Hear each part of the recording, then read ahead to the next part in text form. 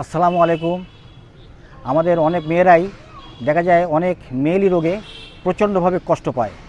বিশেষ করে জরায়ু উল্টে যাওয়া, জরায়ু স্থানচ্যুত হওয়া, জরায়ুতে বিভিন্ন রকম রোগ সৃষ্টি হওয়া, জরায়ুর বিভিন্ন রকম কষ্ট পাওয়া, জ্বালাপোড়া করা, এরকম ধরনের যে সমস্ত জিনিসগুলো আছে, যে ব্যায়ামটির দ্বারা এটা সম্পূর্ণ নিরাময় হয়ে যাবে।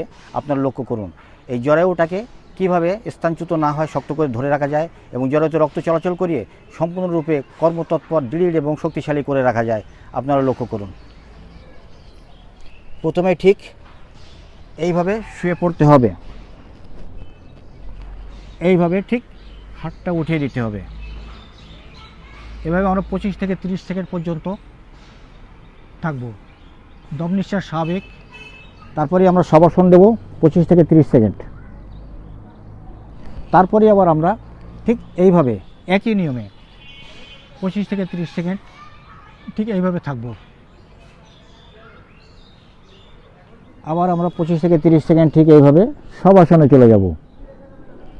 এই নিয়মে আমরা মোট ব্যায়ামটি 4 থেকে 5 বার করব। আর যখনই ঠিক আমরা এই ব্যায়ামটি এইভাবে করব, তখন আমাদের জরায়ুতে প্রচুর পরিমাণ রক্ত চলাচল করিয়ে এই জরায়ুটাকে সুস্থ, সবল এবং শক্তিশালী করে রাখে।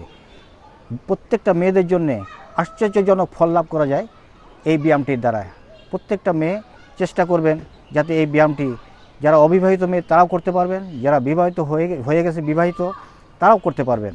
প্রত্যেকের জন্য, প্রত্যেকটা মেয়েদের জন্য এই আসনটি আশাতীত ফল লাভ করতে পারবেন, আশ্চর্যজনক ফল লাভ করতে পারবেন। আপনারা প্রত্যেকে চেষ্টা করবেন এই ব্যায়ামটি করার জন্য। আর প্রত্যেকে করবেন যে সকালে ঘুম থেকে উঠে খালি পেটে 1 গ্লাস পানি খাবেন।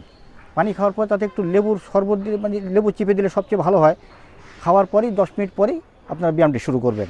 আর যদি অন্য কোনো সময় আপনারা করেন, তবে ঠিক খাওয়ার 3 ঘন্টা পরে আপনারা ব্যায়াম করবেন। যে কোনোটা সময় নিয়ে করতে পারেন, তাতে করে আপনারা সবচেয়ে আশাতীত ফল লাভ করতে পারবেন, সুস্থ এবং সবল থাকতে পারবেন। আর শবাসন অবশ্যই আপনারা দেবেন।